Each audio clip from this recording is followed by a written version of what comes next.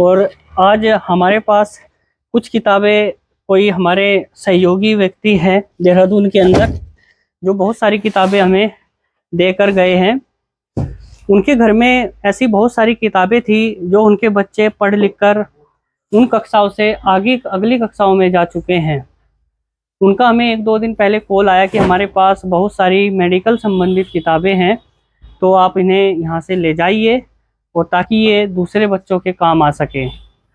तो इस तरीके से ही इस देहरादून शहर से हमें किताबें आती हैं जो जिनके पेरेंट्स, जिनके माता पिता, उनके बच्चे आगे पढ़कर चले जाते हैं तो वह किताबें हमें भेज देते हैं।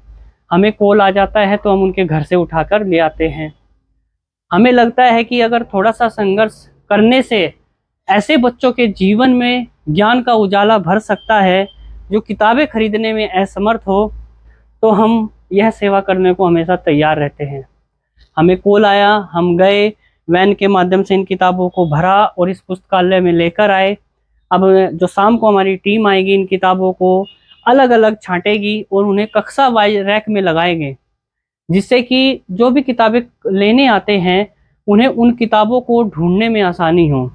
और आप देख भी सकते हो कि हम लोगों के द्वारा प्रत्येक रैक पर कक्षा लिखा हुआ है, जैसे कक्षा 5 लिखा हुआ है, इधर कक्षा 4 लिखा हुआ है।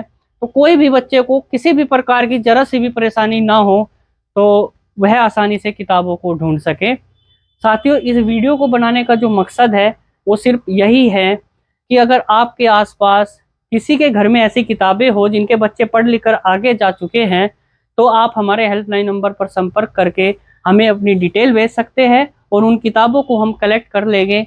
हमारे वॉलंटियर वैन के माध्यम से आएंगे और उन किताबों को लेकर इस लाइब्रेरी में लगा देंगे, जिससे कि कोई भी जरूरतमंद बच्चा जो आर्थिक रूप से कमजोर हो वह इस पुस्तकालय से निःशुल्क किताबें प्राप्त कर सके। साथियों, ये ज्ञान का भंडार है। ऐसी ऐसी हमारी 3 लाइब्रेरी आपस में जुड़ी हुई हैं और लगभग 30,000 से अधिक पुस्तकें यहाँ पर उपलब्ध है।